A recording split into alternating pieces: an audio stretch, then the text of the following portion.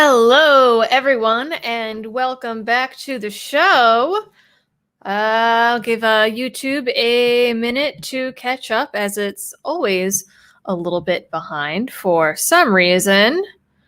And make sure I'm on the right mic. Yes, I am. So, while I'm waiting for YouTube to catch up, I will see who's in the house already, and then we have some really crazy stuff to talk about tonight. I had a few things that I wanted to talk about that we'll probably get to. Some of the crazy stuff that's going on in Atlanta, this new movement to refund police departments, CDC summer camp guidance. But a friend of mine called me a little over now, maybe about 2 hours ago now, and told me about this thing that's happening in New York City, well, in New York State, where people are getting letters being told that they have illegal firearms that need to be given to the police. And the crazy thing about it is I have actually been sitting at the computer for the last 45 minutes or so researching this, and I cannot find a single news article. And instead, I'm having to piece it together through Reddit posts, press releases from lawyers, from criminal complaints, and people's the charges that they're getting charged with, and it's pretty crazy. It's really a ridiculous thing. So that got added to the docket tonight, and that's actually going to be the first thing that we chat about when we get to it, because I think the thing that freaks me out about it the most is the fact that I'm not finding any news articles. I tried DuckDuckGo, I tried Google, and even the press release that I found from an attorney's office was on like the 4th or 5th page of the Google results. And the only other thing that comes up, like I said, is Reddit posts and things in gun forums on Long Island. So some pretty crazy stuff. But before we get to that, I see that Trashman has put up his intro. So he says, live from the land of the sandlappers, it's the lady who's known to tickle the ivories, annoy the liberals, and win friends while influencing people. And with that, here's Dolly. Oh, that's a good one. That's a good one. That's a reference to the patrons and folks on Subscribestar got a video of me playing the piano for the first time in a little over 10 years this week. So they got 2 minutes of Moonlight Sonata before I lost my place on the page. But anyways, let's see. So we have John Morgan in. We have Robert Graham. We have Michael J. Talisman, Jesse Meek, Jonathan Stevie, Just One Man. Q is in. Robert, bleh, I just lost it. It scrolled and I lost where I was. Rose Blight, SH, Nomad 0036, Squid Monkey, Blue River Cat, Eric the Mind Control Guy, Jito 463, Uncle Mike, Squid Monkey, Stevie 762, Cap'n Mac, Leonidas, David Neal. Let's see. Hugh Galbraith is in. We have Jose Vigila, we have Godkey1, Tim Allen, Lance Kilkenny, Michael J. Tristan Goodrich is in the house. Ooh, we have some people in from Facebook. We have Stuart Ulseth. We have Mike Taylor in. John Thomas, Talisman, probably got that one already. Doc Savage, Colonel Hubbard.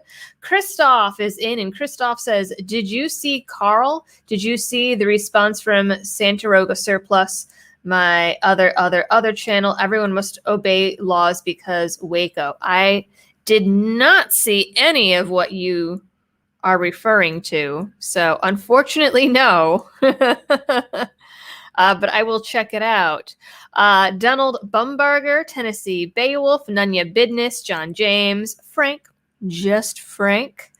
Oh, okay, so that's a reference to In Range TV. I have not seen that. A Cyclone Steve. And I will say, I'm really bad with following other YouTubers, especially lately. Apparently, there was an annual range day with Iraq veteran last weekend, 40 minutes from where I live. And I found about it 10 o'clock in the morning, day of, when Jared texted me and was like, hey, where are you? Like, don't you live near here? And I was like, oh, whoops. Bruce Johnson, Philip Kurriger, Heisenberg, 2400, Grayman says, We the People's Voice, Rod L. Miller, Jumbo Jet, 187. We have Thomas Filia, Rubix, 003, Alien Probe Victim. Lots of people up in the house. So, okay.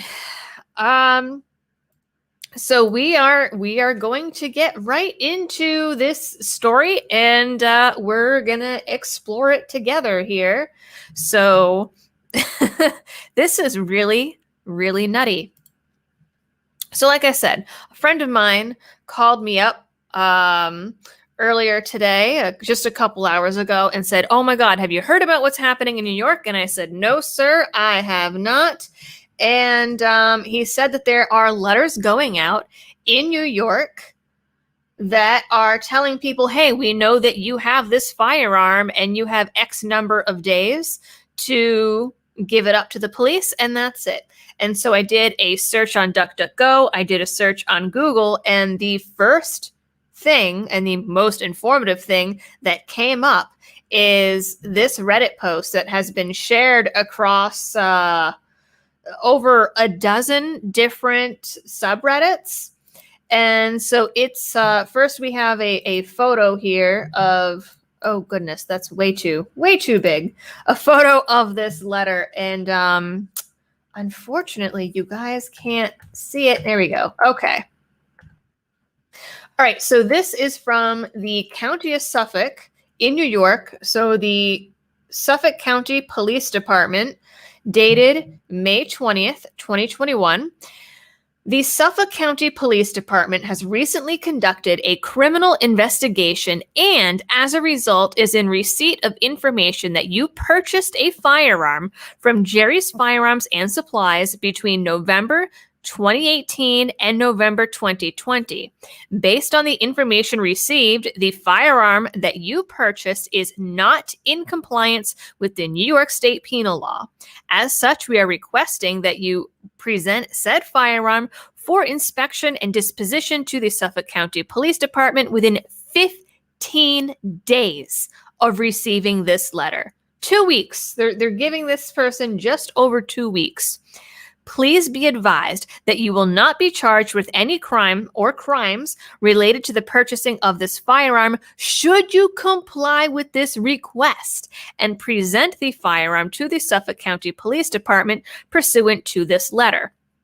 Be further advised, however, that if you fail to present the weapon to the Suffolk County Police Department within the 15 days allotted, you may be subject to arrest and criminal charges for your purchase and continued possession of said firearm.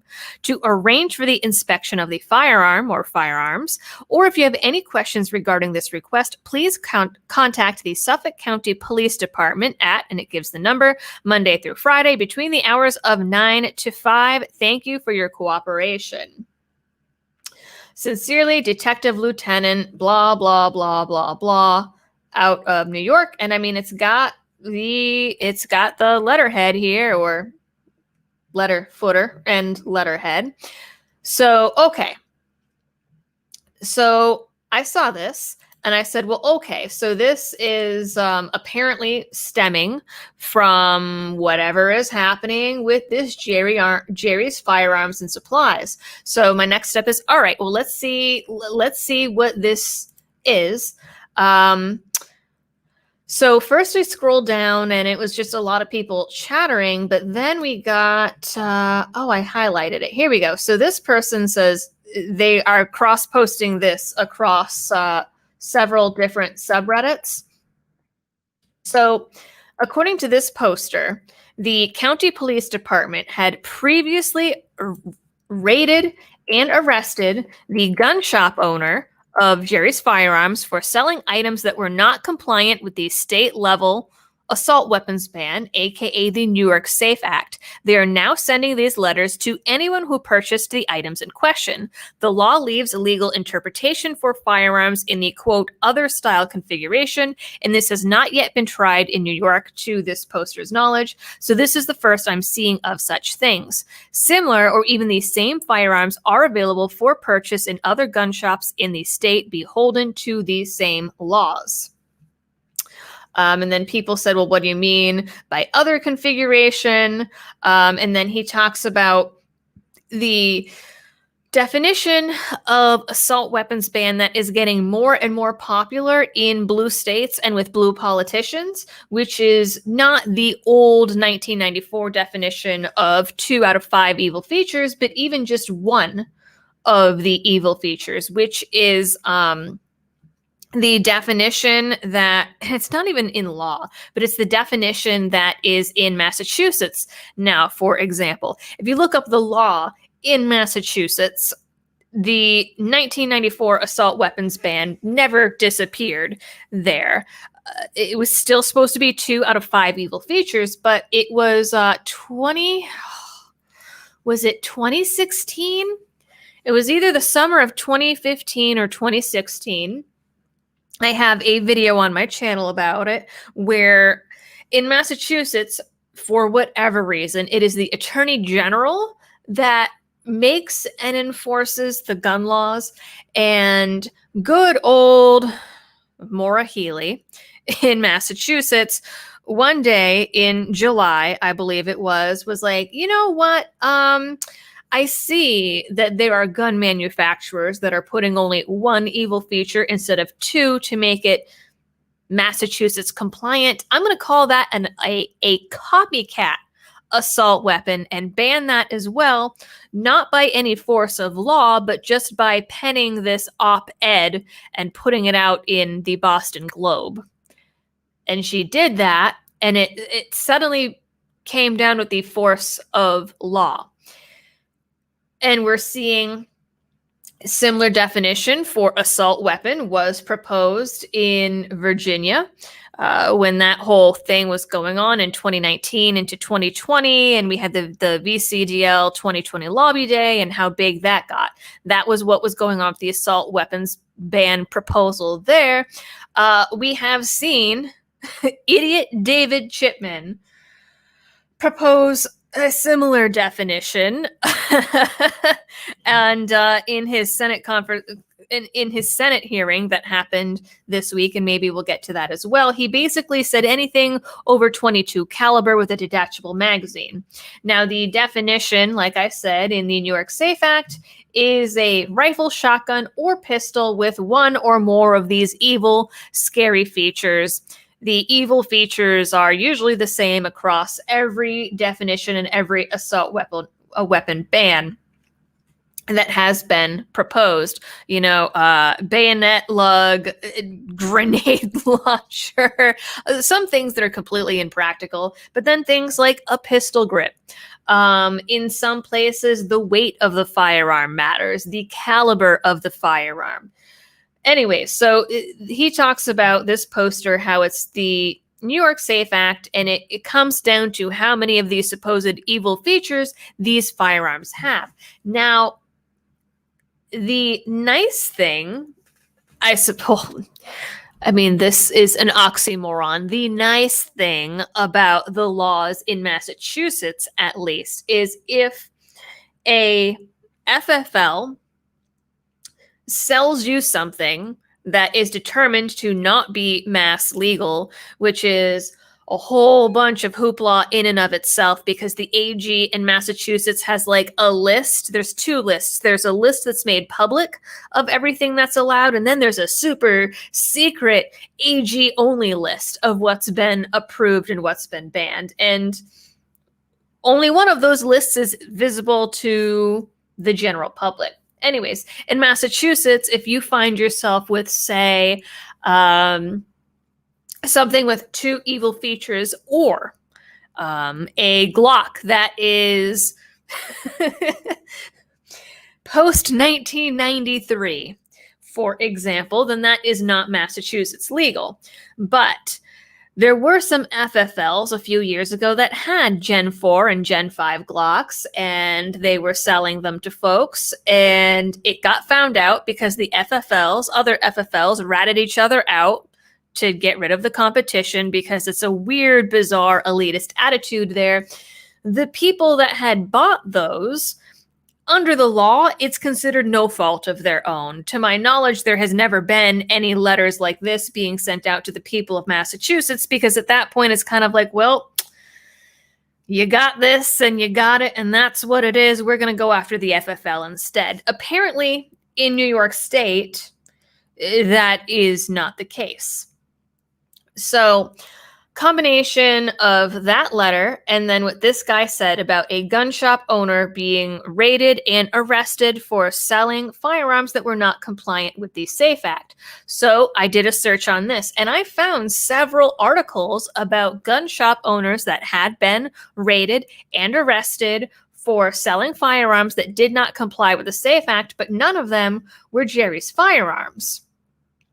So I had to do even more searching, and then I found this. So this is a New York criminal attorney blog. It is Tillum and Associates. And actually this fellow posted on Reddit elsewhere and said, like, hey, if you got one of these letters, you need to contact an attorney's office right now. And some people did point out, for example, that these letters aren't being sent out. They're form letters. They are sent to the gun owners, but I mean, this doesn't have the person's name on it, which is kind of weird. And so that was one of the reasons. I believe, was it here? No, there was another one. If you received a letter from Jerry's Firearms or the Suffolk County Police about an other that you purchased, call us. And so this person said, I believe he works for that lawyer practice that we'll check it on in a second. Says, our phones have been ringing this morning from people who have been contacted by the SCPD about a purchase they made at Jerry's of an other. So this right here is confirmation that multiple letters have gone out and multiple people have received these. It isn't just like a one-off that someone made up and posted to Reddit. There were multiple people getting these letters. If you received such a letter, we strongly recommend that you contact an attorney immediately. The letter is requesting that people turn in weapons that the Suffolk County Police seem to believe may violate the SAFE Act. Definitely contact a lawyer before taking any action. In addition, Jerry's has sent out its own letter recommending that people who get contacted retain a lawyer. This is not something to ignore and should be acted on right away. And then it says, gives the phone number of who to call and who to ask for. To be clear, if you don't know us, this is the law firm of Tillum and Associates, New York's premier Second Amendment law firm, and the team behind New York Tax Defense, prepaid legal services for gun owners, and then it has their websites. So they are the ones that posted this to their blog. So this was the next little piece of the puzzle that I found. And as you can see, it is like following a trail of breadcrumbs here. So this is from March. Was a licensed gun dealer arrested for selling, quote, others in New York? After a recent win with an ill-conceived Mossberg shockwave prosecution earlier this year, we would have thought that the issue of the legality of quote-unquote other weapons in New York would be resolved. However, rumors started spreading late last week that a New York licensed gun store owner and licensed dealer was arrested and charged with multiple felonies for selling AR-15 based others. Our law firm is closely monitoring the case. According to the information that we received, Jerome Rollo, the owner of Jerry's Firearms in Bohemia, New York, has been charged with multiple felonies under New York state law for selling illegal weapons, including the top counts of criminal sale of a firearm in the first degree, a Class B violent felony, which carries a mandatory minimum of 5 years in prison and a maximum of 25 years in prison. So, minimum of 5 years. And he's gotten multiple felonies. multiple felonies. So we're talking about multiple possible 5-year sentences if this goes through. AR-15 others are not weapons that are not legally considered to be rifles, since by law, a rifle is a weapon that is originally designed to be fired from the shoulder, and these quote-unquote others are built with pistol braces that are designed to be fired by hand and attached to the wrist. So there we go. This looks like it's another case of the pistol braces, and this is interesting because this is something that the ATF itself keeps flip-flopping on. So there's a whole bunch of background to this. Of course, a lot of times in gun control, as we've seen, state law ends up trumping federal law in a lot of different ways. So the fact that ATF can't really decide what pistol braces are or aren't and their legality and walked back their guidance that they had put out earlier doesn't really matter, but it is an interesting little background piece. In addition, these quote others are built with a vertical foregrip for the off non-shooting hand and so cannot legally be considered handguns due to the fact that pistols are weapons designed to be fired by one hand and these are designed to be fired by two hands. These others generally have short barrels that are less than 16 inches and are required to have an overall length of greater than 26 inches. Unfortunately, knowing that these weapons, these firearms, have pistol grips and braces on them, I think that any of these people would have a really difficult time winning this in a New York court. I think that it would have to be appealed, it would have to be fought, it would have to be brought to a district court, the Supreme Court, something. And I think that in those cases, in those larger courts, they could win. But if they went to just a plain old New York court, I don't think that the judges would rule in their favor, just with how anti-gun they are and how pistol grips and pistol braces have been so demonized by legacy media and gun control advocates and to some degree the ATF. But it's interesting nonetheless. Since these weapons are not rifles, they are allowed to be equipped with barrels that are less than 16 inches according to the ATF, as long as the overall length is over 26 inches.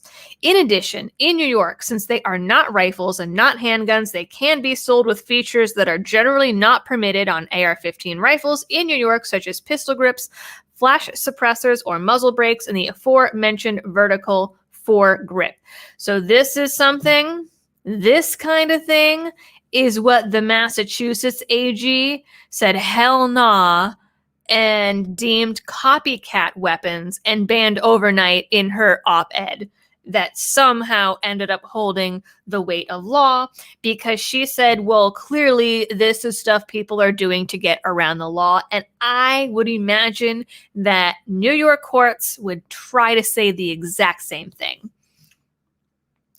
As we reported less than 2 months ago, our firm represented an individual charged with possessing a Mossberg Shockwave, which similarly cannot be legally considered a shotgun due to its pistol grip and cannot be legally considered a handgun due to its design to be fired by two hands. The charges were recently dismissed by a Supreme Court justice after our motion to dismiss the Shockwave charges was conceded by the prosecutor.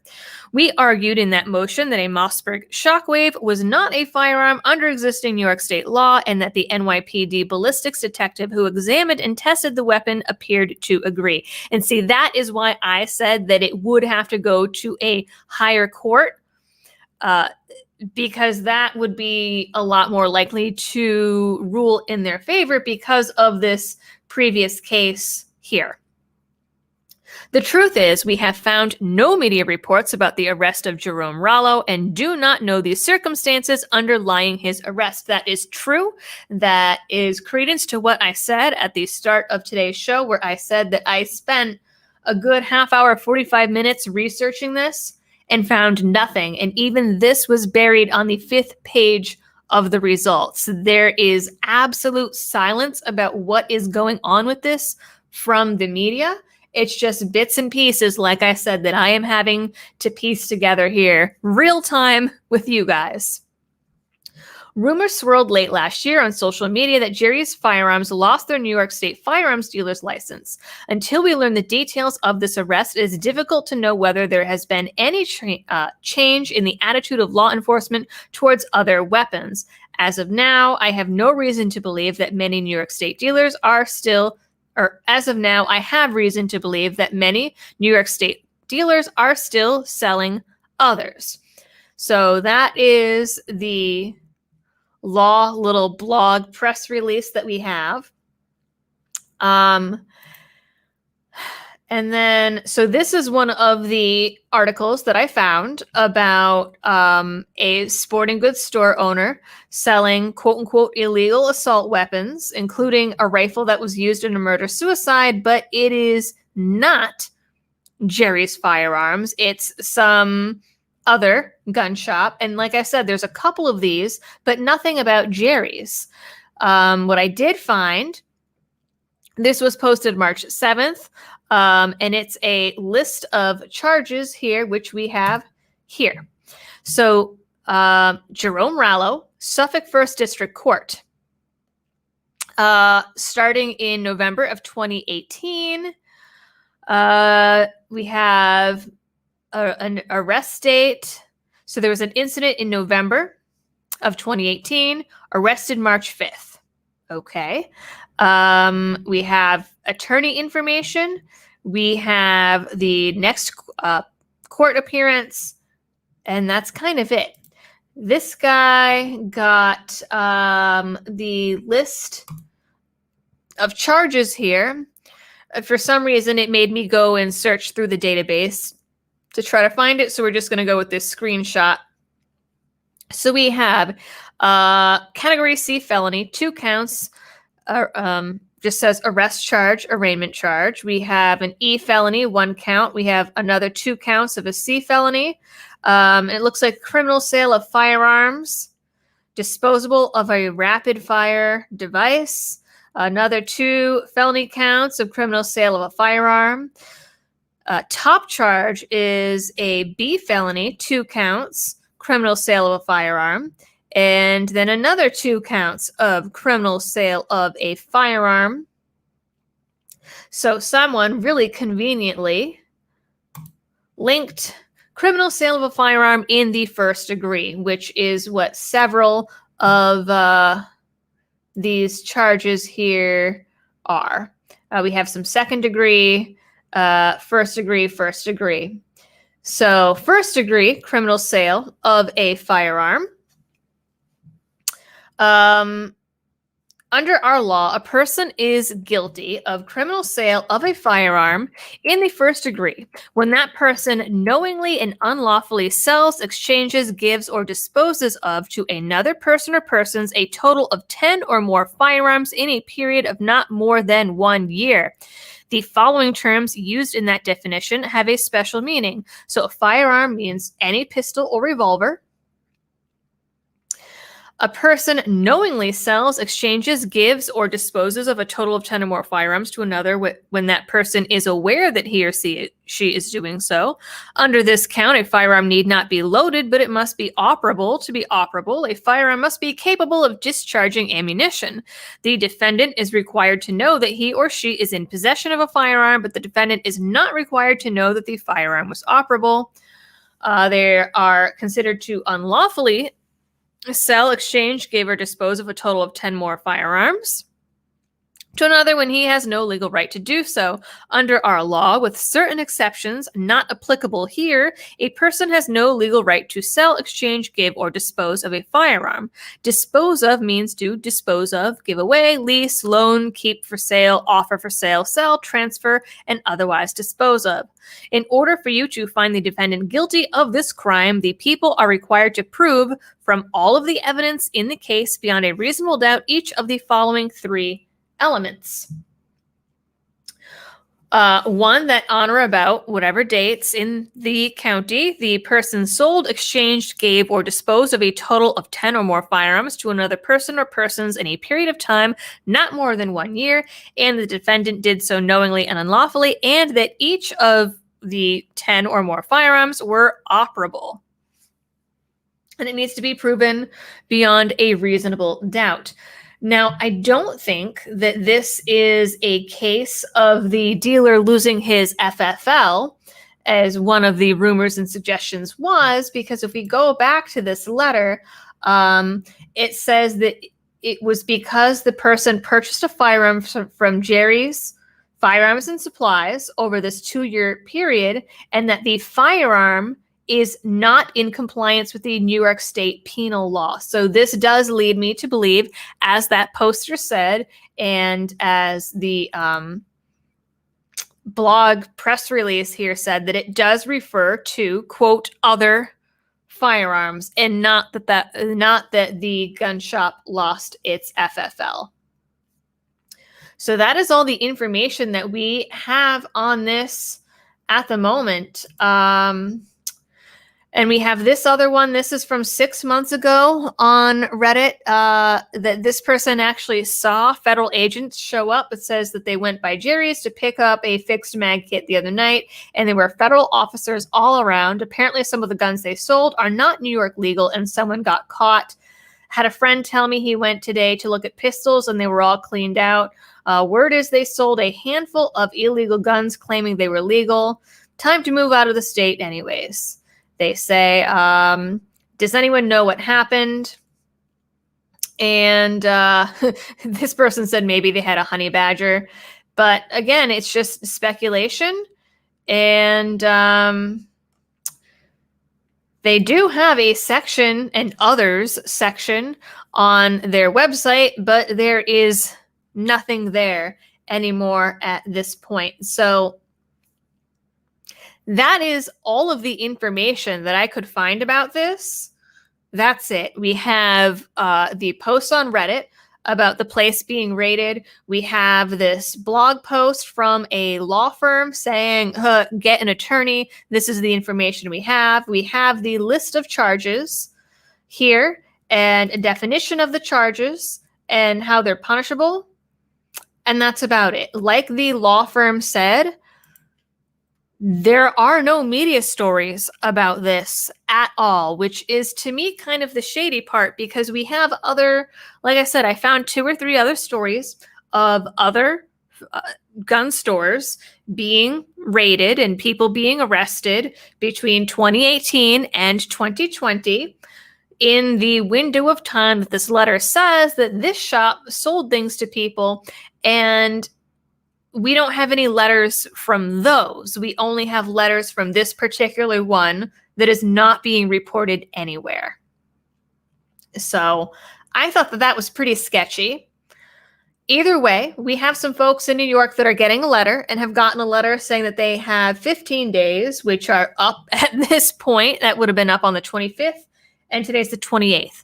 15 days to comply with this, or else they will be criminally charged for not turning in their firearms to the police. And it's funny because it doesn't even tell them what exactly the firearm in question is, which is pretty shady of the police department, because then folks are going to come in with all kinds, like a whole range of things, because I'm sure most people probably aren't going to do the digging that I did to find out what this is supposedly about. They might call the number and they might not get very good answers. And I mean, this is, of course, in a similar time frame to when the state of New York is doing buyback programs. And Letitia James, their AG, is praising how successful buyback programs are. Now, ultimately, what we could see is a bunch of people not complying, like what happened in Connecticut and Maryland when people were told that they had to register their rifles. And we might see, like in Connecticut and Maryland, a lot of people not comply. But I think it might be a little different when they're getting letters sent to their home telling that they have just over 2 weeks to do this, or else they get faced with criminal charges. So this will be a really interesting thing to watch. It'll be interesting to see if this criminal attorney actually files suit and where this goes, and if it ends up going all the way to a district court or a Supreme Court, or how all of this pans out. But it's going to take a lot of work to follow this story, because it's either people aren't bothering to report on it or it's being buried. But I thought it was worthwhile information for folks to know about, because this is pretty creepy and pretty scary. And, you know, there's always rumors about gun confiscation going on in California or wherever. There was a rumor about that a couple years ago that made its way around YouTube, and there was a lot of panic about it, and that ended up being only a rumor, and that was it. It was like one guy that had been hit with a restraining order or something, and so the cops showed up. Certainly red flag laws count, and we did have that recent court win that said that cops can't just go into your home without a warrant all willy-nilly and seize your property, including your firearms. But that's not what this is about. This is saying you need to come bring it in, or else you are charged with a crime.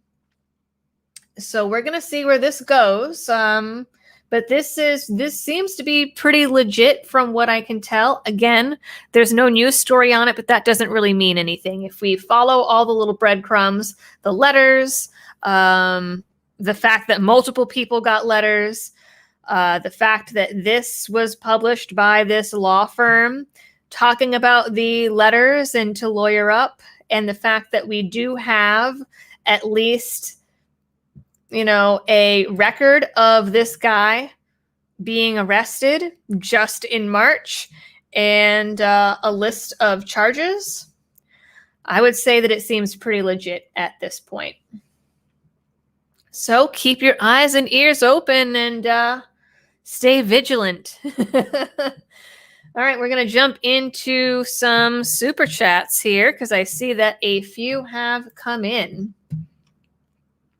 And I'm sorry that there's not more information than that, and it's pretty chilling, but it is what it is, I guess. Jesse Sowell, thank you for the super sticker. Rose Blight says, illegal registration by ATF or local police. Registration equals confiscation. Absolutely, and this is a perfect example of it, where they know what you have, because there has to be a record kept of it. And I mean, there has to be a record kept at most FFLs in most places. So it's not a registration. It's not a registry in the traditional sense, but certainly there is a record of what you own. If you end up having a case like this where the ATF or the police roll up and say, we need to see all of your receipts and your customer records. So they seized those, went through those, and are now contacting the people in those records to say, we know what you have and you need to give it up or else. So perfect case of registration equals confiscation. And yet you will hear all of the time the gun control folks saying no one wants to take your guns. Well, what the hell do you call this? When people who probably had no idea that these were considered quote unquote illegal weapons by the police department because it's on the shelf at an FFL and they trust that their FFLs are following the rules. Now they're facing criminal charges because they bought something in a store. And their name ended up on a list for it. Absolutely crazy. Robert Chappelle says, happy Friday, y'all. Assembling furniture in the air conditioning in Las Vegas. Good for you. Chris Bullard says, this sounds like a Prince of Nigeria scam. Classic hacker social engineering. New York is hoping people are stupid enough to do what they're told. I mean, I don't think that it's some hacker thing. Social engineering, like maybe. And I think that New York is hoping that people get scared by this letter and just hand their stuff in. Hopefully, they are lawyering up. And I mean, if this law firm has already won a similar case, they might have a chance. But again, remember that case had to go all the way up. So hopefully, these folks are actually seeking legal counsel and not just rolling over. Ultimately, we don't know how many of these letters went out. That would be interesting to know. If it's only like 100, can the state of New York prosecute 100 people? Certainly, they can try. If it's 200, 300, 400, can the state of New York prosecute 2, 3, 4, 500 people under this law if they don't comply?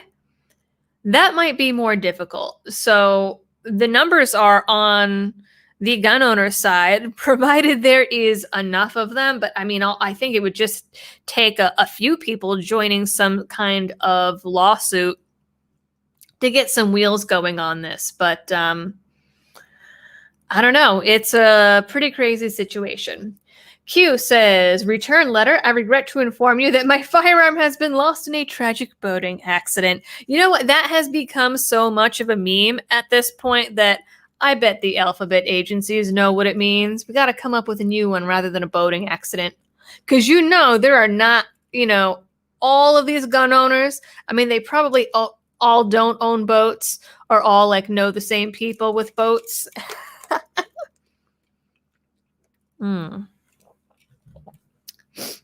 Mr. Rover Pilot says, sorry, got here late and leaving soon to go to a wedding in Iowa. Cool. Says, hair looks fabulous. Thank you. Have to go to a veteran cemetery, Semper Fidelis. And Joe Marisol, wow, another big donation for the win. Says, with most people leaving New York, it's only going to be the liberals that comply. You know what? That is a really good point. Because the people that have been fleeing New York is very real. Very, very real. Crime has been skyrocketing in New York to the point that de Blasio is now refunding the police department. There was the whole movement to defund the police, and supposedly he said that he was going to do it and then never actually cut the budget. And I have an article that we'll talk about, and actually this is a really great transition into it. So thank you, Joe. We have an article that talks about how he admits, yeah, well, I only said we were going to do it because of the political climate at the time. But there's also this crazy stuff going on, and I saved the article on my phone. So I'm going to have to pull up the actual article here. Let's see. Oh, it's also Daily Mail, oddly enough.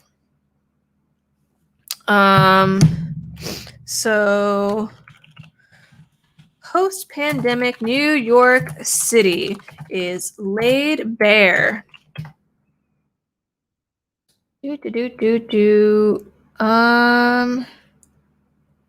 Let's pull up. Oh, it's not even coming up. Daily Mail. Let's see. There are lots of stuff coming up about like, wow, New York is really having a bad time post-pandemic. And even the New York Times is writing articles of like, oh, like what's the future of New York City? Crime and mental illness. Let's see. There we go.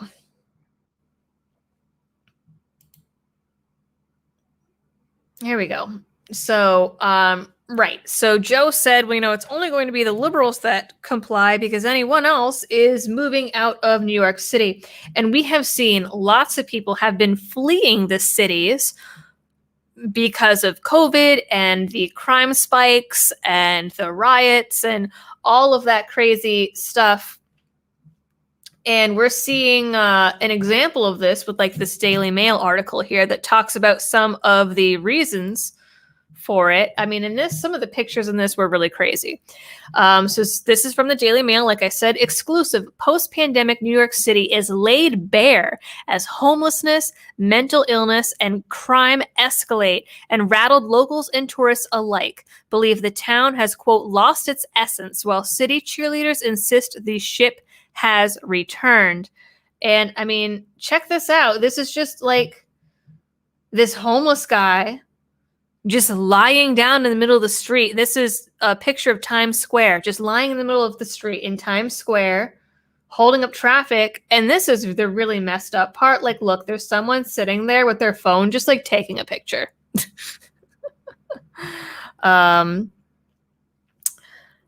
So this says, exclusive Daily Mail. Photos show an influx of homeless people on the streets as Manhattan struggles to get back on its feet after the COVID pandemic cut off its lifeline of tourism. And certainly we've seen, New York has been crippled by loss of tourism, but also we saw people weren't going into their big skyscraper offices to work every day. So all of the little restaurants, the restaurants, the dry cleaners, all of those businesses that provide like personal services like that were just completely dying off because they weren't getting the foot traffic from the people working in those offices. And businesses were closing left and right over it. A similar thing happened in Boston. No one was going into the city to work. And so all of those businesses that would count on people coming and grabbing lunch on their breaks or using them for dry cleaning because it's near work or whatever, dead, gone, out of business. It is a ghost town. And this is proof of it happening as well in New York. The pandemic upped the ante on homelessness, mental illness, and crime, particularly random assaults and stabbings, as homeless men and women are seen strung out on the streets. In 2021, almost every type of violent crime is on the rise in New York City. According to recent figures from CompStat, the NYPD's data gathering unit, crime is up 30% citywide. 30%. That's a pretty big deal considering New York is already pretty bad with crime. Still, city officials are completely tone deaf and are optimistic and say the ship has turned. We are headed towards recovery. A Times Square business owner said, there's a lot more crime and a lot more drug addicts and vagrants everywhere. In the last 3 months, I've seen 3 or 4 people shooting up right in front of me. A cop patrolling the area told Daily Mail, Times Square has lost its essence. People come here now and just sit. So previously, Times Square was the most densely tourist populated place in the entire United States. And with COVID, done. No tourism, and especially like New York has been one of the last places, and the city has been one of the last places to open up, which, I mean, killed them even more. And so this is about one of the pictures above. It says, in Times Square, a mentally disturbed man known as Mr. Kim begs cops to kill him. He said, I want to die. You have a gun. Shoot, he pleads. That's terrible. That's just so sad. In another one of the pictures, a lone man squats on the sidewalk intently reading a paperback novel next to a shopping cart that contains his worldly goods. He begs for cash with a sign saying he has lost everything, trying to survive. It reads. And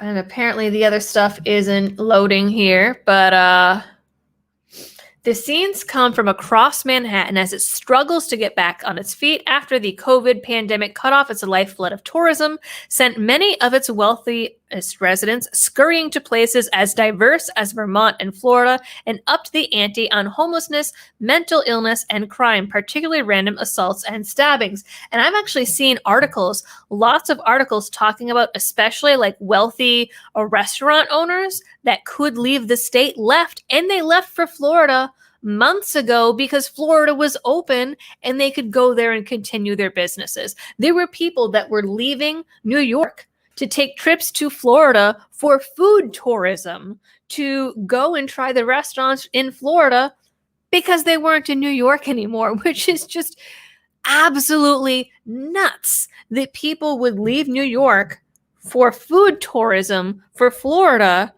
to find things that were previously in New York. It's just, it really is a sign of the fluctuating demographics. New Yorkers don't feel safe, and they don't feel safe because the crime rate is up. It's not that they're being neurotic or overly sensitive. They are right, says Governor Andrew Cuomo, who is an asshole that kills grandma. We have a major crime problem in New York City. Everything we just talked about with the economy coming back, you know what the first step is? People have to feel safe. And this, they refer to New York as Gotham right in this article, saying that all the other city officials are a lot more optimistic and said that, hey, New York is on the right path. This guy, who is the part of the official tourism organization, said that New York will see 36.4 million visitors this year, more than half of the 2019 figure, but way up from last year's number, the majority of whom came in the first 3 months. People are really eager to get back out there, he said. But I mean, are they going to want to go when like this is what's happening in New York? Remember, New York was also the place where people were getting randomly attacked and carjacked in broad daylight. Remember, there was that band of teenagers that were going around and just randomly attacking cars for a while. So this says, a mentally ill homeless man is seen lying in the street, blocking traffic in Times Square. Again, the most dense tourism area in the U.S. This is that fellow, Mr. Kim, that was asking police to shoot him. And when they said no, he started beating on things with a piece of wood. It says that he started smashing it against the soccer shop when they refused to shoot him. That's just so sad. These photos are just really, really sad. And then a random one that has nothing to do with anything. Here's the picture they said of like this guy just sitting there reading a book. And it's just awful. A president of the city's hotel association said that in actuality, it will take until at least 2025 for visitors to be back at pre-pandemic levels, mainly because of the lead time needed for the lucrative conference and convention business to restart. He says that New York will be back. No one is writing off New York, and certainly not him, but 2025 is 4 years away. Is New York as a whole going to last that long as a place that people actually want to go to if already crime is up 30% just this year? We are not even done with May, and crime is up 30% across the board of the city. Every crime is up.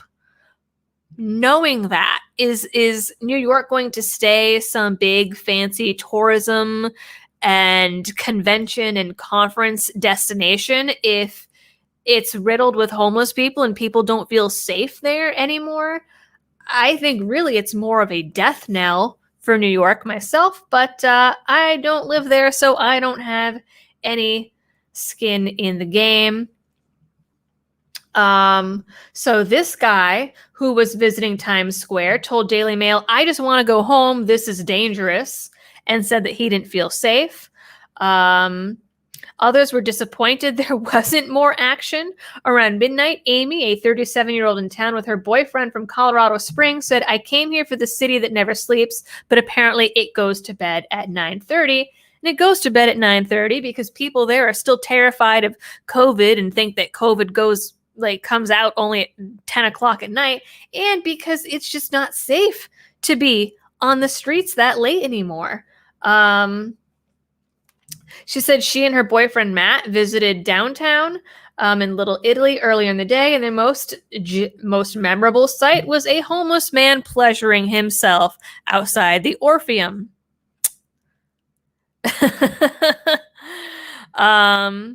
And it says, of course, most of the homeless are harmless. They've just fallen on hard times, either through losing a job or a home, or through drug use, or they have mental health issues. That's a lot of ors. Says that this guy who's homeless told the Daily Mail, I realize tourists don't want to see us sleeping on the sidewalk. I don't want to sleep on the sidewalk, but right now I have no choice. And I'm not going to hurt you. I just want $1 or some change. And again, a total of 206,000 people visited Times Square just this past Saturday, according to the president of the Times Square Alliance, but that is down from pre-pandemic levels still. But last year's low was 35,000, but last year's low was also when shit was totally locked down and people weren't being let in. So I don't know if we can really count that. So anyways, that's what's going on with New York. We have all of this crazy crime going on. We have homelessness. We have, look at people just sleeping on the streets in areas that were typically more affluent, touristy areas. That's just, it's awful and it's sad and horrible. Golly. People are not going to want to go visit this, quite frankly. They're just not going to want to deal with this. This photo talks about a stabbing that occurred on the subway at like 4 o'clock in the afternoon, broad daylight. There's all this crime happening in New York, broad daylight. Again, people are not going to want to go visit that. They're not going to want to have their conference in the middle of that. It's not going to be the healthy tourism destination that it once was if this is what's going on. Was it in like the 90s that New York or the 80s where New York was really like awful and people were scared of it because of all the crime? Like that's what it's going back to. This is just a group of people sitting in a park, hanging out, smoking crack and hitting each other with pieces of wood. Like broad daylight again, just hanging out, smoking crack in the park.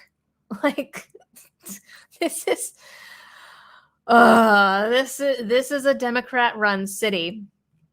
So meanwhile, some of the other stuff that we have going on, speaking of folks that want to defund the police and are denying this uptick in crime, we have, this is pretty funny. We have this Atlanta City Council member who had voted to defund the police, had his car stolen by a group of children. And now this headline is a little misleading because it says, quote, by kids. He means literal children that he guessed were between the ages of 7 and 11.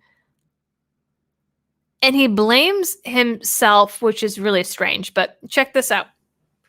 And then this will segue us into the other article that I have for you guys that has all kinds of fun statistics. Someone in the chat I just said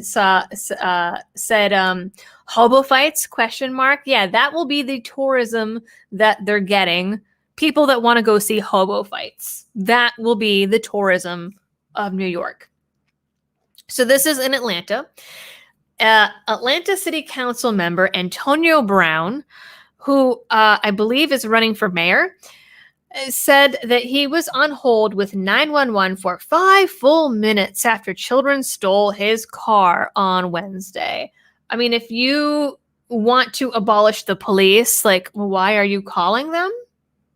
And certainly, why are you expecting them to help you? And remember, Atlanta was the city that a while back they had, the blue flu, they were calling it. I did a stream about it when it was happening, and unfortunately we had internet issues, and so it came through really crappily. But there was a day in Atlanta where most of the police force just like called in sick and refused to show up. And it was over, the riots that were going on and some of the calls to defund them and abolish them. And this is one of the guys that voted in favor of that. And yes, he is one of the 4 candidates in Atlanta's mayor race this year, in which crime, again, has become a driving issue. That's a cute little pun, driving issue, when he had his car stolen. The councilman told Channel 2's Tom Regan that he was meeting up with people to discuss plans to build affordable housing in the area moments after he stepped out of his car, which was a Mercedes, by the way. And if he's in an area... Well, first of all, it's Atlanta, number 1. Number 2, if he's there talking about affordable housing, it probably wasn't the nicest area. Anyone who knows anything about like being in the ghetto, you do not roll up in a Mercedes and expect things to go great. That's just not how that works. So this guy is dumb on multiple levels. Anyways, he says these kids were, in my opinion, somewhere between 7 and 11 years old. This guy had his ass handed to him by 7-year-olds. It does not inspire a lot of confidence. He says, so you don't immediately think, oh, these kids are going to steal my car. Well, I mean, if you're in the ghetto, anything is possible, if that's where he was. It doesn't actually say, but like I said, those are my suspicions, because you're not going to see a bunch of roving 7-year-olds in like some fancy area or something that is getting in affordable housing. Brown said he had no sooner walked a few feet from his unlocked Mercedes. Mistake number 1 was the Mercedes. Mistake number 2 is not locking it. To speak with someone when a group of school-aged kids jumped in and hit the push-button ignition. He was meeting with Ben Norman of the Dixie Hills Neighborhood Association at the time. I don't know Dixie Hills. I don't know. Maybe someone in here does and can tell me about Dixie Hills. Says Ben attempted to open the door to get the driver out of the car. He fought with Ben. I then engaged and tried to get him out of the car, Brown said, but the young thieves wouldn't stop and they sped down the street. So all of these 7 and 11-year-olds fought off 2 grown men in a stolen car and just booked it down the street. It says the driver started to hit on the gas. These must have been tall kids, too, if they could hit the pedals. Ben let go, and the kids started to drag me half a block, he said. And then he says that he got some scratches because they took off in the car, and he fell down on the ground. Listen to this. He started to speed up, and I knew if I had not let go, I could have killed myself because he was going so fast.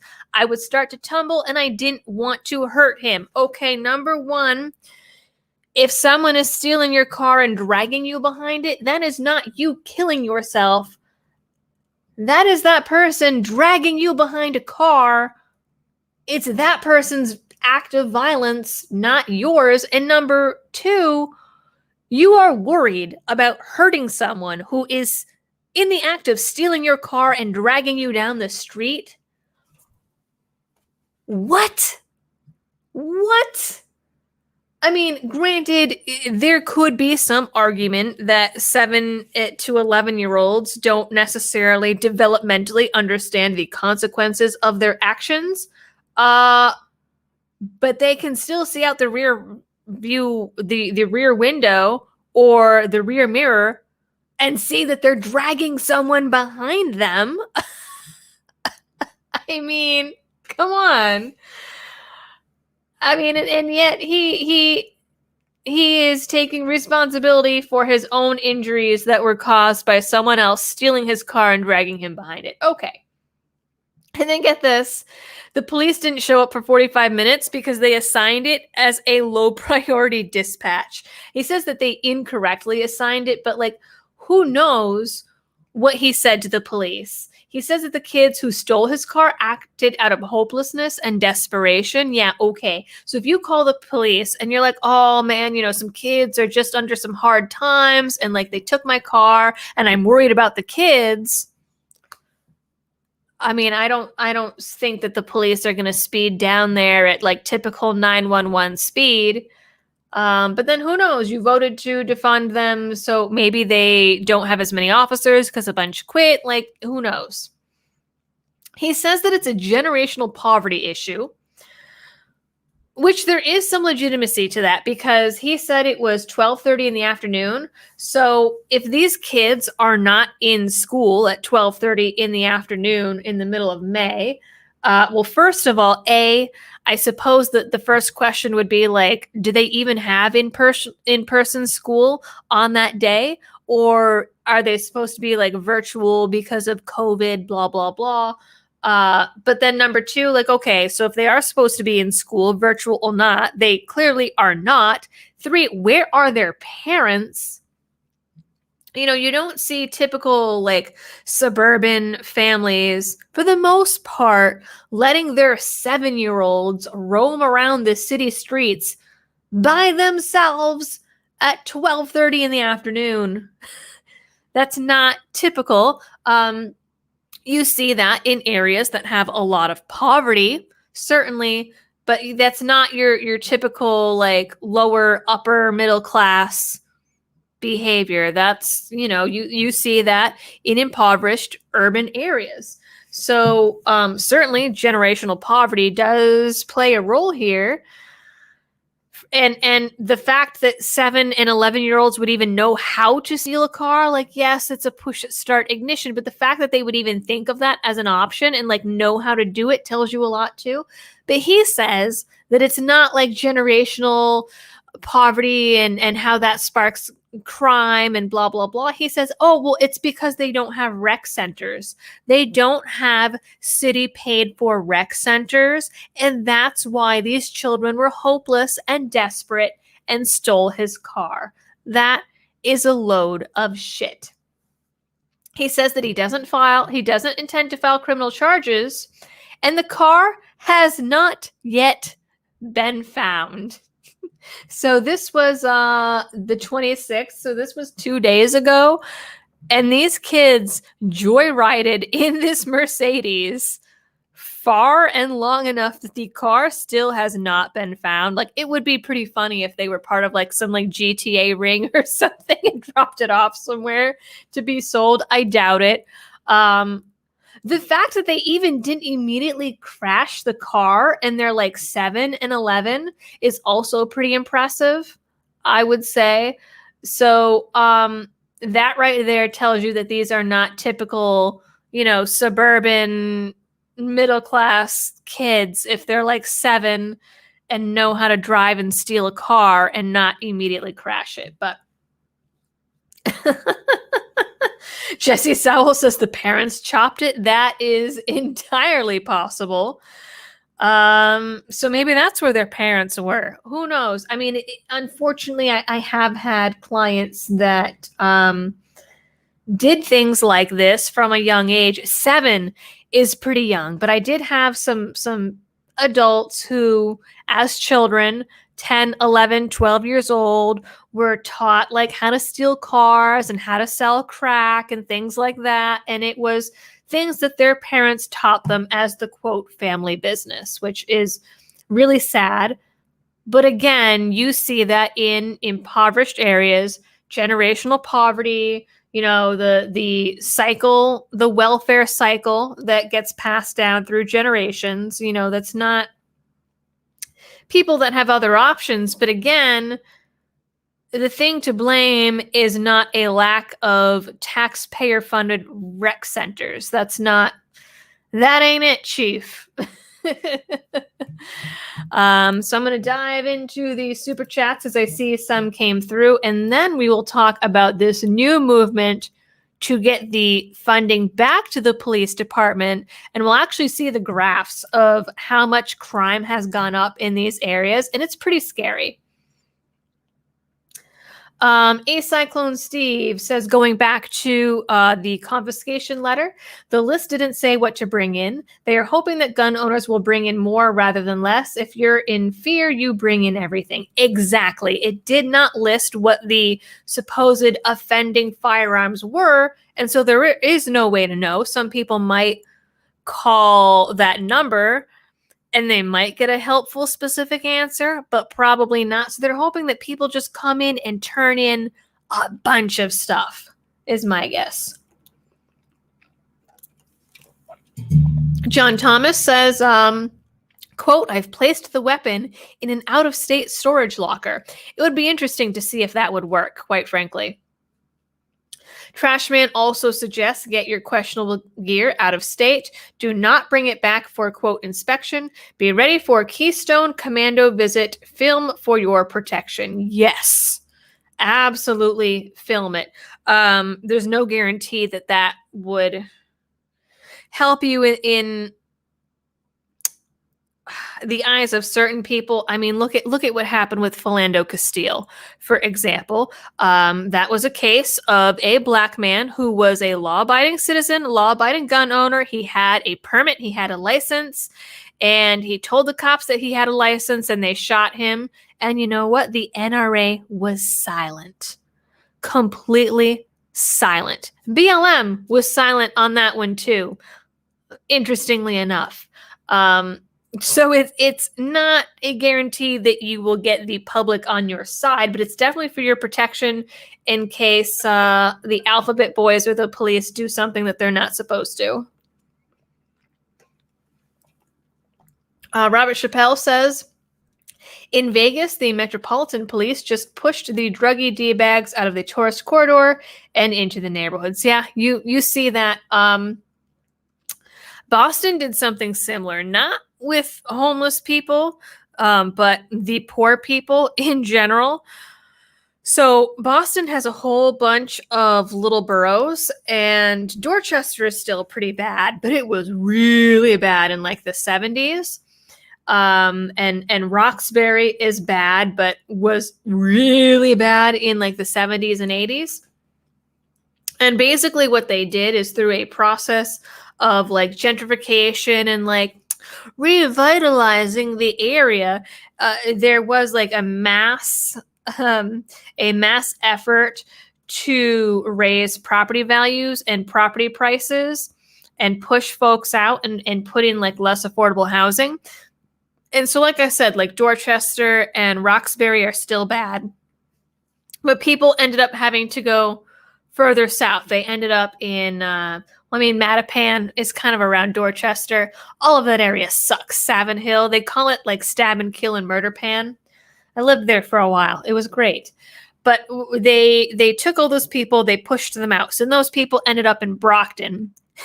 We have talked about Brockton on this program before and how it is basically a third world country shithole. So they pushed people south into those areas, or they pushed them north into Lynn. We've also talked about Lynn on this program. Lynn, the city of sin. If you want to go visit a third world country, you just take a walk down to the Lynn Way.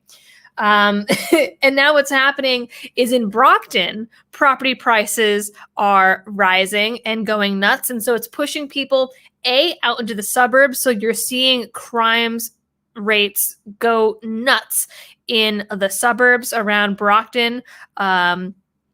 Randolph was already kind of iffy, but Randolph's going up. Stoughton, the Bridgewaters, all of those areas, it's starting to go up. So those people then started getting pushed down into Taunton. Taunton is definitely not great right now. The green always smells like crack. And especially because it was wicked cheap, people were getting pushed down into Fall River and New Bedford. You can't go any further down south in the state before getting into Rhode Island than Fall River and New Bedford. And those places are scary.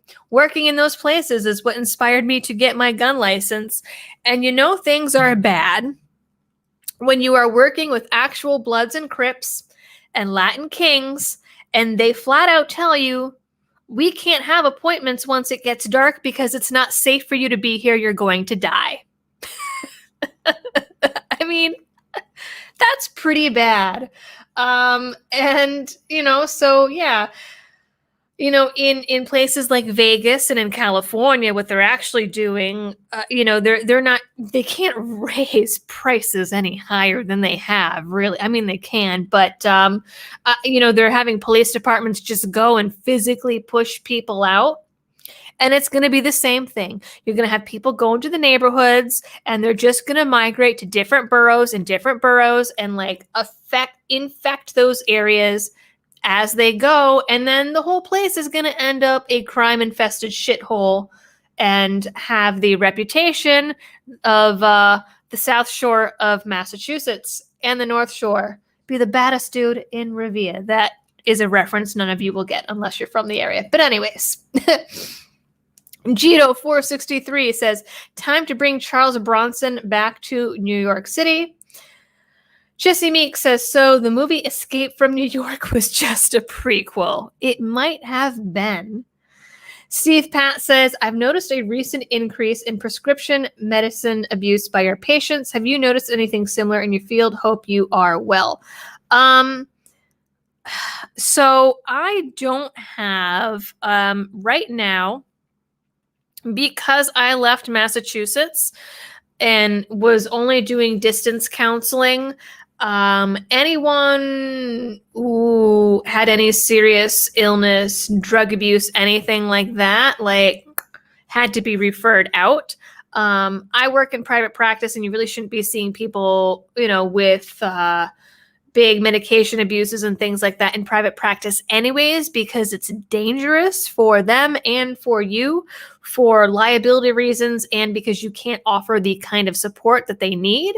So I haven't noticed anything like that. And I only have, I have less than a dozen clients left at this point, old ones. And I haven't, I did just get my license here finally last week, I believe, but I'm not in a hurry to go find some office space and figure all that out, because I like doing this better. But we did have, I did see a lot of it in those lower income areas, and it really took a big uptick in, I would say, the early like mid 2000s. So 2013 was when I really saw it taking an uptick, like 2013, 2014, 2015, and it was all opiates. It was opiates and Adderall, actually, but it was mostly opiates. And then at that point, Massachusetts started this big thing where doctors had to jump through a whole bunch of hoops and do all of these special things to even prescribe opiates. So a lot of people stopped going to their doctors for it and instead turned to heroin and turned to fentanyl. And around that time, we saw that transition. And then suddenly, I remember when I was working in Taunton, there was like 10 overdoses of clients in the clinic, like within a week. And that was unheard of. You never saw numbers like that before. And it kept going, and it never stopped. And to this day, as far as I know, that area of Massachusetts, all the way like from New Bedford, all the way up through the South Shore, is just an opiate den. That, and where I grew up in Springfield's on the heroin highway. And what you have there is it comes in either from New York City and goes through Springfield, or it comes off the fishing boats in New Bedford. Oddly enough, the fishers and the scallopers, they go out and they pick up the opiates and they bring it in. And it's just, I have known both clients,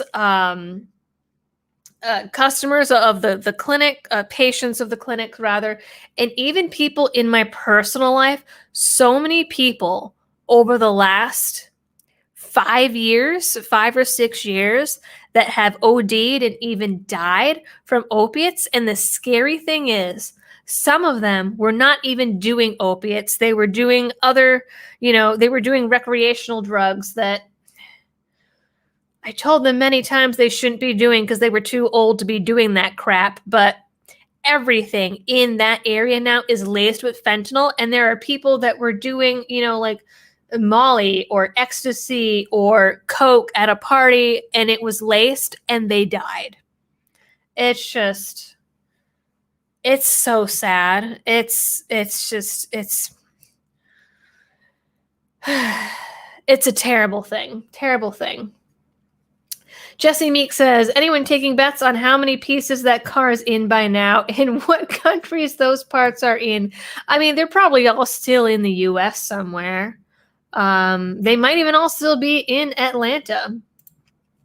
And then we'll take this last super chat from Rod Miller, and then we'll jump into our last story. My goodness, it's 8:24. We'll jump into our last article because I really want to get to it. It's a good one. Rod Miller says, if the woke politician doesn't intend on filing criminal charges, does he intend on filing an insurance claim?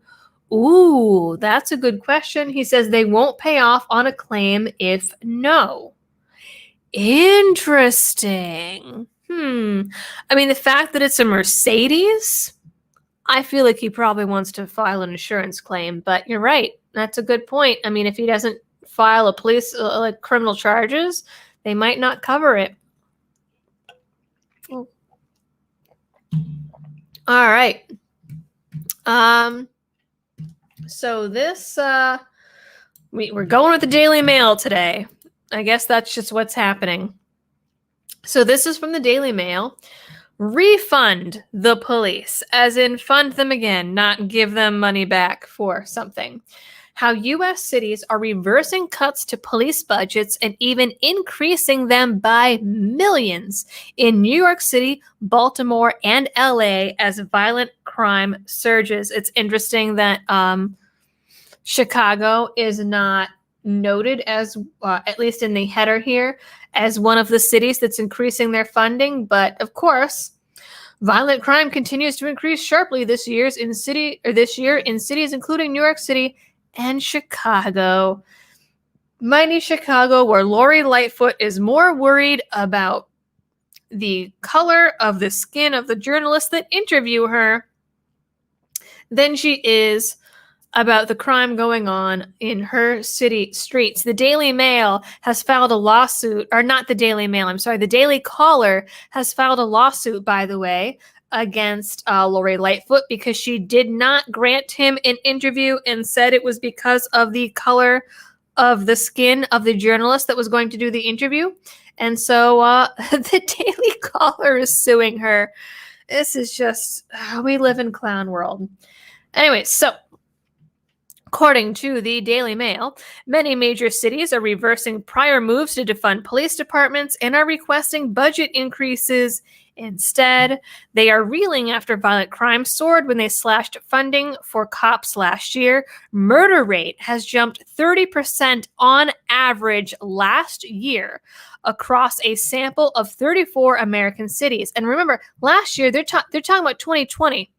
When everyone was supposed to be locked up in their houses, and we would think then, hypothetically, right, that if everyone is locked up in their houses and they're not supposed to be going anywhere, that crime would go down.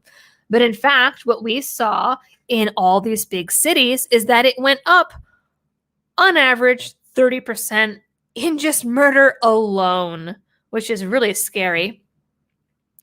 Now, Mayor de Blasio in New York, where we just saw all of those horrible pictures of like the crimes going on and homelessness and just people openly smoking crack and hitting people with lumber, which really, I mean, they should probably sell at the price of lumber right now. He is seeking to reinstate $92 million in funding for a new police precinct in Baltimore. The mayor wants $27 million funding boost after he led the charge to cut $22 million as councilman. So he voted to cut $22 million out of the budget and is now asking for 27 million, which is 5 million more than what the budget had to begin with, which is pretty funny. I mean, it's kind of sad in a way. The way that these politicians use people and use movements like BLM to gain power and then just like dump them. It's pretty sad. And it's even sadder that like these groups, they don't realize that it's happening. I mean, look, to this day, Joe Biden has still not sat down with anyone from BLM and given them an interview or spoken to them or given them even the light of day or the time of day. And when he, during the election, he campaigned on how much he supported BLM and how it was so important and all of this. And now he's just flat out ignoring them. And that's what all of these politicians do. They take these activism groups, these special interest groups, and they appease them to get their votes and then act like it never even happened. And in cases like this, reverse course completely. So according to the article, 1 year after many U.S. cities gave in to dramatic proposals to slash police department budgets, some are having second thoughts and quietly being the key word, seeking to boost funding for cops as violent crime soars. The Democratic mayors, I like how they specify this, of New York City, Baltimore, and LA are among those now backpedaling on their vows to defund the police as they face fury from residents over spiraling crime rates. So half of this is them just dumping these, special interest activist groups, and the others are, folks that were like, defund the police. And then they were like, oh no, this is really awful. Don't defund the police. And I take issue with the police anyways, just from a monopoly on force standpoint and the fact that a lot of the laws on the books are unjust and unconstitutional, and so they are enforcing unjust and unconstitutional laws. But that is besides the point. For the sake of this story, it's people saying, we want ice cream, and then they get the ice cream and they get doused in ice cream and they're like, oh God, no, take away the ice cream. It's like basically what this is. Out of the nation's 20 largest police departments, city leaders have already submitted next year's budget proposals for 12, and 9 of those request funding increases ranging from 1% to 6%, according to the Wall Street Journal. Now, that might not be a ton, but remember, a lot of these cities that were like, okay, we're going to slash the police budgets, did so by between 1% and 6%. And when you're talking about a budget item of like $100 million, 6% is kind of a big deal. When you're talking about the financial numbers that these departments run on, 6% is actually a pretty significant sum of money. The sea change comes a year after the murder of George Floyd by a Minneapolis police officer spurred calls to defund and even abolish police departments, with many city leaders buckling to meet the demands. Meanwhile, the murder rate soared an average of 30% across 34 major cities and has continued to increase drastically this year in many places. So these are some of the cities that are proposing increases to the police funding budget. So we have Baltimore requesting $27 million. Again, that's $5 million over the previous budget. New York is requesting $92 million. And New York, I mean, that's kind of scary to me because remember, New York has its own like counterterrorism force and like a black site where they literally put like black bags on people's heads and take them away to like these secret areas that you're not supposed to know about. And there's one in Chicago too, but it's really creepy. The New York Police Department like really gives me the wiggins with some of the power that they have and some of the things that they do. Like I said, including that black site. Minneapolis, $6.4 million. That's kind of funny. Oakland, 27.3 million. LA, 50 million. And so these are three of the mayors that are now requesting more police funding.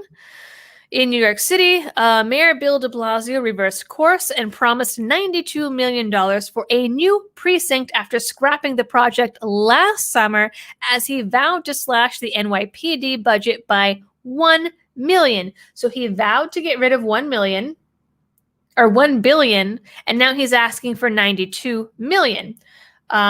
Last month, de Blasio admitted that the initial funding cuts were his response to the environment at that moment, saying the city now had more funds available due to federal stimulus. So he's flat out admitting that he did it for political points, basically. And now that that is dying down, he's like, oh, well, let's pop in another $92 million. Baltimore, again, asking for $5 million above what he said should be cut. LA, Mayor Garcetti proposed an increase of about $50 million after this city cut $150 million from the LAPD budget last year. Oakland, they requested $3.3 million of the $29 million in police, or they restored $3.3 million of the $29 million in police cuts, and Mayor Libby Schaaf is now proposing to increase the department's budget by another $24 million. So again, they cut $29 million, put back $3.3, and are requesting another $24. So in the end, they're going to be $2 million away from where they were. So most of these are just putting back the money that they cut, or in the case of like Baltimore, actually going up. Minneapolis, they cut $8 million, and now are restoring 6.4. So this is the percentage change in homicides across the 34 cities that they were looking at this. Look at this. Homicide change 2019 to 2020, 150% increase in Chula Vista, wherever that is. Chandler, 133%. Madison, 100%. Milwaukee, 85%. Lincoln, Nebraska, which is crazy to me because it's Nebraska, is up 80%. Omaha, 73%. Seattle, 63%.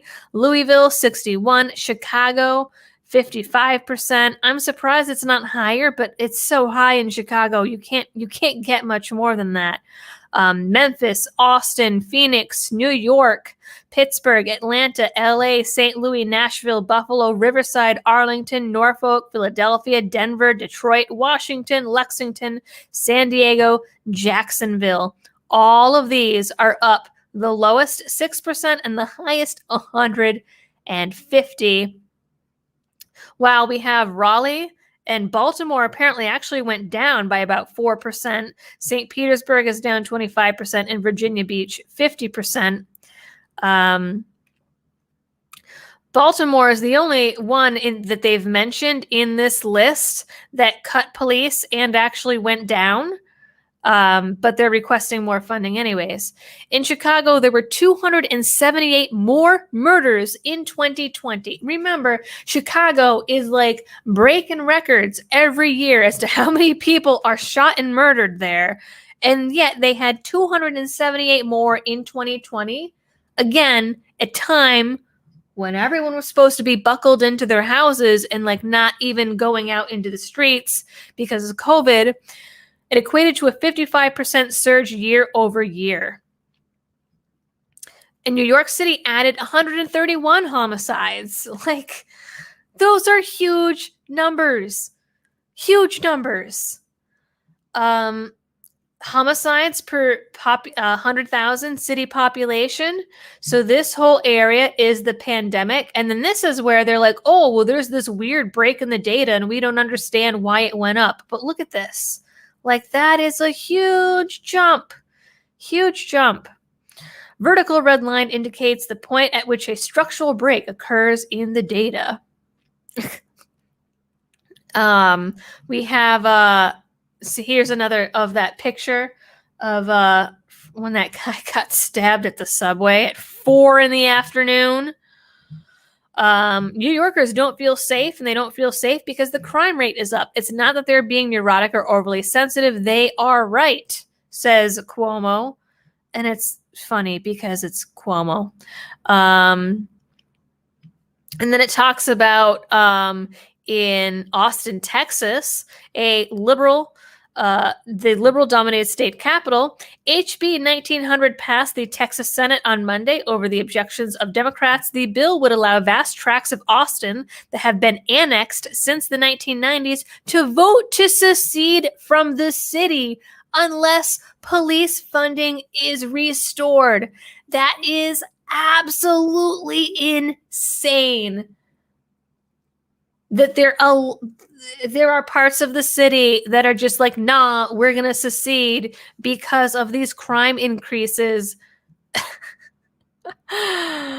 Oh my God. It comes as data continues to show a disturbing national increase in violent crime, with one study showing an increase of 1,200 murders last year compared to 2019. And I wonder how many of those were related to like the riots and the autonomous zones and things like that, because there was a lot of violence going on in the autonomous zones, and some of those autonomous zones are still up and operable to this day, which is crazy. If it had been right-wingers that did that, we saw what happened in Ruby Ridge and Waco. They would not have lasted long. The 26-page study examined crime rates for 10 different offenses, including homicide, aggravated assault, and robbery in 34 American cities, ranging in size from Norfolk, Virginia, which only had 245,000 residents, to New York City with 8.4 million. And that was the study that found that on average it increased 30%. Motor vehicle thefts. Look at this. Way up. I mean, that is per 100,000 city population. I mean, it's up to over 55 per 100,000 people. That's like a pretty big deal. Aggravated assaults. Check that out. That is insane. I mean, and as you can see, like, it comes in waves, but the waves are pretty predictable. And then we have this. Like, I don't think it's necessarily all because of the defund the police movement. Because let's be real, the police don't stop crimes from occurring. They enforce the law after the fact, right? They arrest people, they do an investigation. They don't actually stop the crimes from happening. But if people think that there will be no consequences, if they're feeling anonymous because of mask requirements, I mean, it is a steaming hot pile of garbage is what it is. It's 8:40. So I'm going to grab the last of the super chats that came in. Patio Furniture has pizza coming in. You lucky duck. And then Gun Website says that aggravated assault includes people at their homes, domestic abuse, etc. No, I am not sure, but domestic violence definitely went up for sure. So that would not surprise me. We saw huge increases in domestic violence and abuse, drug abuse, alcohol abuse, all of that with COVID, with people being locked in their houses. Trashman says that Brown is facing wire fraud, mail fraud, bank fraud, and making false statements. Wow. He says, shouldn't all politicians face that one? And maybe he thinks his jurors will go soft on him for not pressing charges. Oh, okay. So there's a backstory to that I didn't know about. Wow, that is a lot of charges that he's facing. Interesting. A Cyclone Steve says, if a small city has more murder, the percentage looks bigger. That's true. And Bagel Jurors for Hillary says drive-bys for George Kirby. And SH says for Hillary, LOL. Jeff W says police are a crime deterrent. I mean, I would say that, if people think that there are no consequences or that the cops aren't going to show up, then yeah, I mean, I suppose they are more likely to do it. I think that it's a whole bunch of things that sort of came together at the same time, with police quitting, police departments not responding to things because of the riots, the defund the police movements, COVID, people losing their jobs, not being able to work, things like that because of the lockdowns. I mean, that you tend to have more crime in places where you have more poverty, more foreclosures, higher unemployment. The whole country was basically unemployed for a while in that everything was shut down. So anyways, it's just about 8:45 now. I have to jump over to my D&D session. So, wow, this is twice now that we've gone over. Hopefully everyone found that informative. If anyone can find any more information about those letters and the stuff that's going on around in Suffolk County around that gun confiscation, send it to me. Because I'd like to put, I will probably take this video and cut that segment and post it. But I would love to get some more information and do some more research on it if anyone can find it. So with that, everyone, thanks for tuning in. Thanks for everyone. I'm getting all kinds of texts now, probably being like, where are you? So thank you everyone for tuning in, everyone who hit the like, anyone who shares. Thank you everyone for the super chats. And as always, and above all, thank you to all the patrons and folks over on Subscribestar. And thank you for the mods. You guys do a great job. And I will see you all next week. Good night.